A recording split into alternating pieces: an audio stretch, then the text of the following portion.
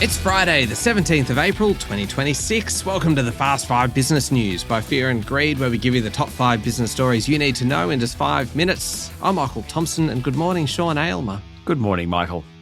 Sean, 5 stories in 5 minutes. Let's go with story number 1. Defence spending is set to increase by $53 billion across the next decade. There'll be more money for drones and missile defence and a bit of a shift away from land-based operations.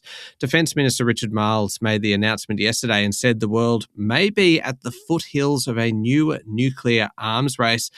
He was releasing the National Defence Strategy and said Australia faces its most complex and threatening strategic circumstances since the end of World War II. He said the Cold War era of nuclear arms control, which was put in place to prevent a catastrophic nuclear confrontation, it actually ended this year with the expiry of the last remaining agreement limiting the number of nuclear warheads deployed by Russia and the US. All nuclear weapon states are growing their arsenals once more, he said, with the biggest growth in China, and absent new arms control efforts, the world could be at the foothills of a new nuclear arms race. The 2026 version of the National Defence Strategy focuses on the Indo-Pacific. Spending includes $14 billion in the next 4 years, takes total defence outlays to about 3% of GDP by 2033. Now, the Trump administration has been demanding countries push up defence to 3.5% of GDP. Well, we're kind of getting there. Yeah. Just quickly, there were reports yesterday, Sean, that President Donald Trump wanted to extend the ceasefire in place in the Middle East, though the White House said that wasn't true. Meanwhile, senior Pakistani mediators arrived in Tehran hoping to shore up the ceasefire between Iran and the States.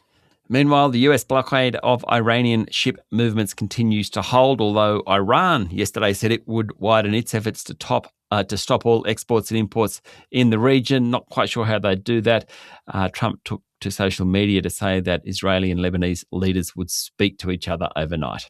On to story number 2 now, Sean. The Aussie dollar hit a 4-year high yesterday, pushing towards 72 US cents. Heck of a time to be going to the US, like one of us is in the next couple of weeks.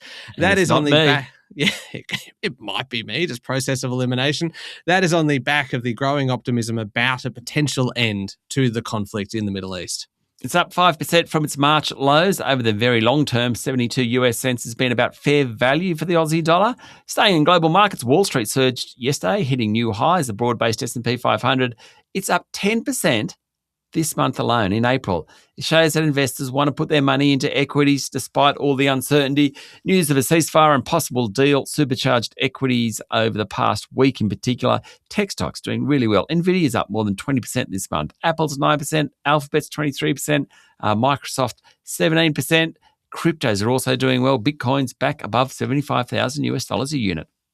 Story number 3, let's talk jobs, Sean. The unemployment rate steadied at 4.3% last month, but it's expected to rise later in the year as the effect of the war and higher interest rates starts to really hit the broader economy.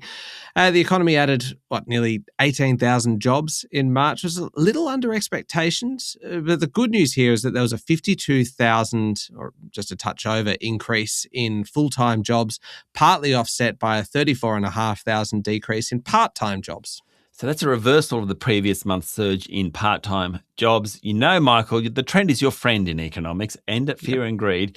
Unemployment rate over the last 6 months has been about 4.2%. Before COVID, it's about 5.6%. So we still have a really strong labour market. That adds to arguments that the Reserve Bank does need to lift interest rates. Now, many market economists are now saying that's true, but higher interest rates, higher petrol prices, that's going to hit the economy and the unemployment rate will rise. Story number 4, Prime Minister Anthony Albanese has met with Malaysia's leader Anwar Ibrahim, and like Wednesday's trip to Brunei, the meeting ended with an agreement from both sides to basically supply what each other needs. In Malaysia's case, that's 60% of its wheat, 75% of its lamb and beef come from Australia. In Australia's case, it's oil, gas and fertiliser, which we get from Malaysia. The Comprehensive Strategic Partners Agreement between the two countries means each will prioritise the other in trade of those goods. It doesn't guarantee that Malaysia will sell more oil to Australia, though. Albanese did say the government had secured an additional 100 million litres of diesel from Brunei and South Korea. Last one, story number 5. What do you make of this? I think this is incredible. Car maker Rolls-Royce has unveiled Project Nightingale, which is a new invite-only program that produces very small batches of bespoke vehicles developed, of course, in close collaboration with the buyer, which will set you back about $3.5 million or about 5 million Aussie if you've got it handy.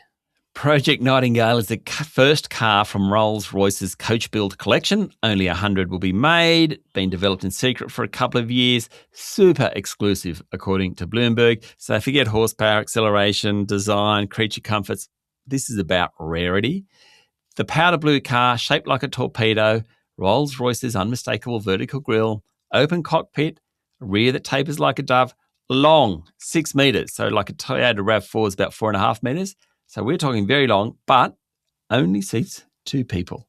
And, Michael, it's electric. I reckon that's got to be the first time Rolls-Royce and Toyota RAV4 have been in the same sentence as a comparison, Sean. True. All right, there we go. The top 5 business stories in 5 minutes. Thanks very much. Thanks, Michael.